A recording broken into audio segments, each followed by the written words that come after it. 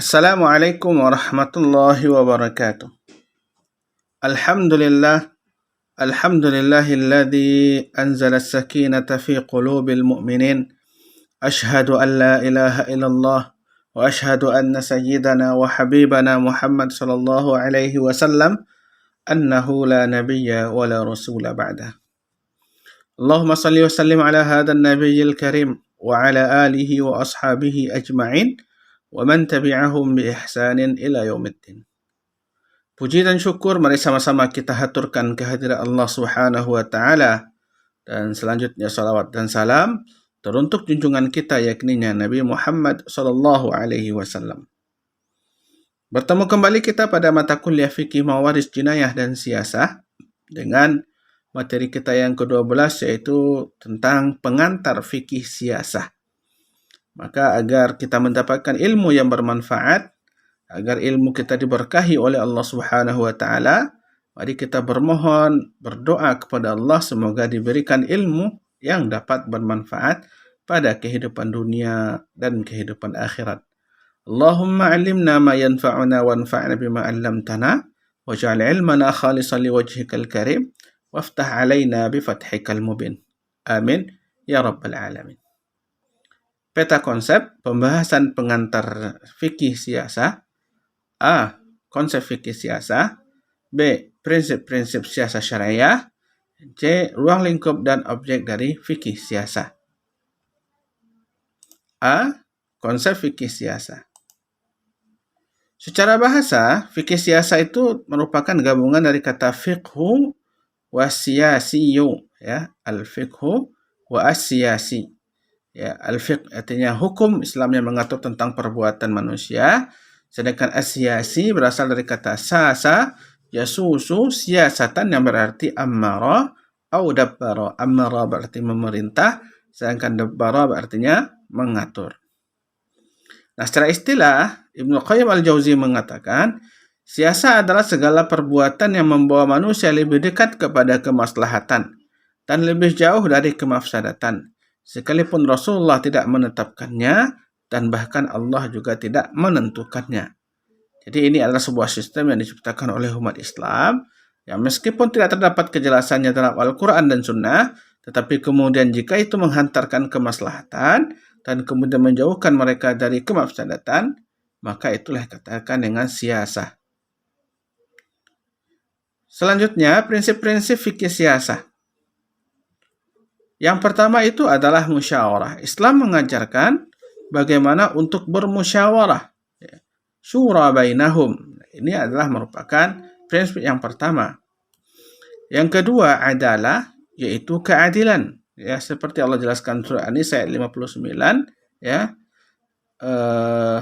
Antahkumu bil adli, hendaklah engkau menghukum, ya, dengan penuh keadilan. Artinya menetapkan segala perkara itu dengan keadilan. Ketiga, ta'ah. Dalam siasah syariah, maksud yang sebenarnya itu adalah taat kepada Allah Subhanahu wa taala.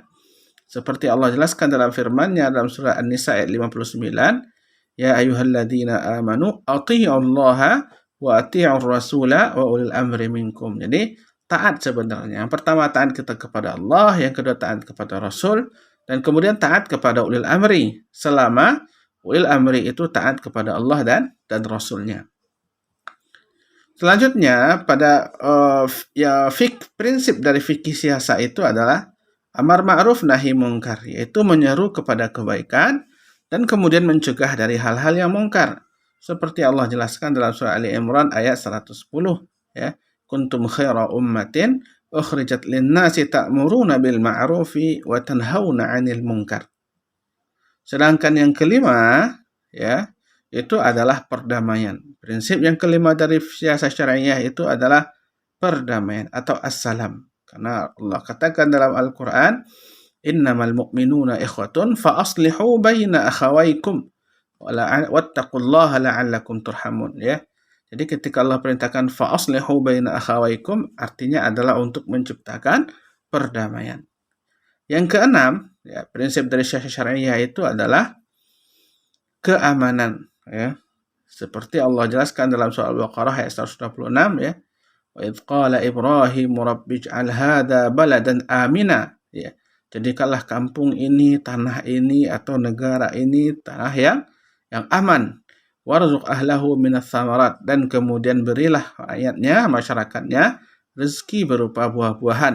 Nah, ini merupakan salah satu dari prinsip fikih siasah syariah.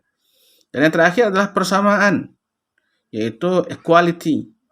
Seperti Allah jelaskan dalam surah An-Nahl ayat 97, "Man 'amila shalihan min dzakarin aw untha wa huwa mu'min, falanuhyiyannahu hayatan thayyibah." Ya.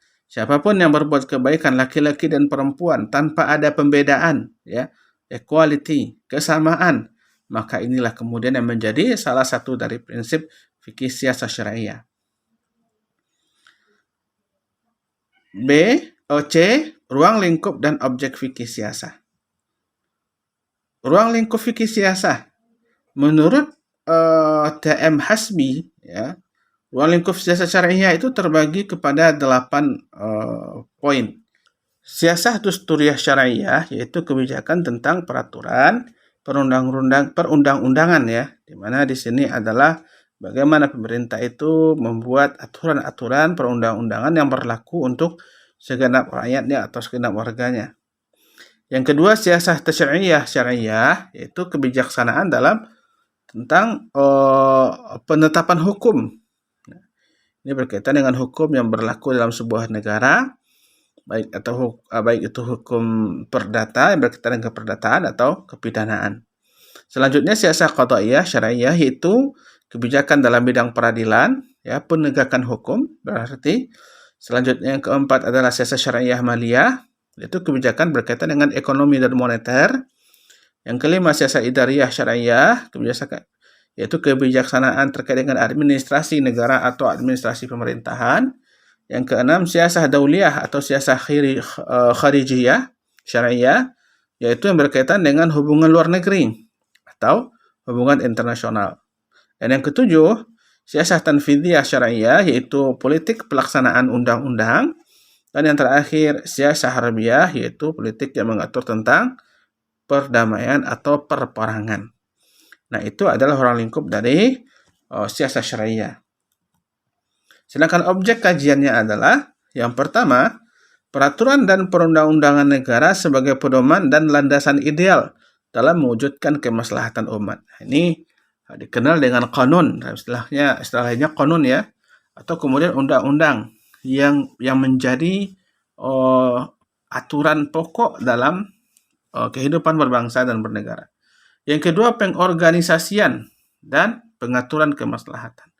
Jadi memang perlu adanya sebuah usaha untuk pengorganisasian ataupun kemudian pengaturan, sehingga kemudian maslahat yang ingin diwujudkan dalam sistem pemerintahan tersebut dapat tercapai dengan baik.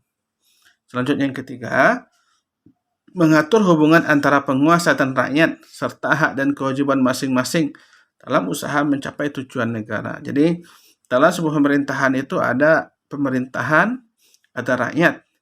Maka keduanya ini harus memiliki hubungan yang harmonis. Kalau seandainya pemerintahan bertindak semena-mena, maka mereka tirani. Kalau seandainya rakyat juga bertindak semena-mena, maka tidak ada gunanya pemerintahan. Ya. Maka harus ada hubungan yang harmonis antara kedua belah pihak tersebut sehingga tercipta hubungan pemerintahan yang baik dan kemudian terciptalah ke negara yang aman dan sejahtera. Nah, demikianlah penjelasan saya terkait dengan materi yang ke-12 ini, yaitu tentang pengantar fikih siasah. Maka mudah-mudahan kita semuanya bisa memahaminya dengan baik dan kemudian mengembangkannya dan meningkatkan pemahaman dengan cara mentelaah referensi-referensi yang relevan. Maka mudah-mudahan bermanfaat, dan aqulu qauli hadza astaghfirullah li wa lakum. Assalamualaikum warahmatullahi wabarakatuh.